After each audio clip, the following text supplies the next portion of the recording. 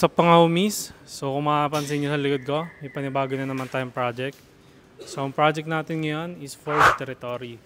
So ang pinagawa sa atin ni boss is cutback exhaust system lang muna. So kung makikita nyo dito, kinapitan natin sa HKS dual free flow na muffler. 2.5 inches pipings. So pagdating dito, naglagay pa rin tayo ng pinaka-resonator niya.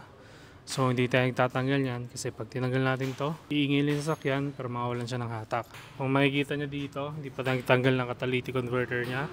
So cutback exhaust system lang muna to. What's up mga homies? So ito yung kinabit natin sa kanya na air intake system. So pinalitan natin yung pipings niya ng 304 stainless, then kinabitan natin siya ng KNN na filter. So ngayon, pakinggan na natin ano magiging tunog nito.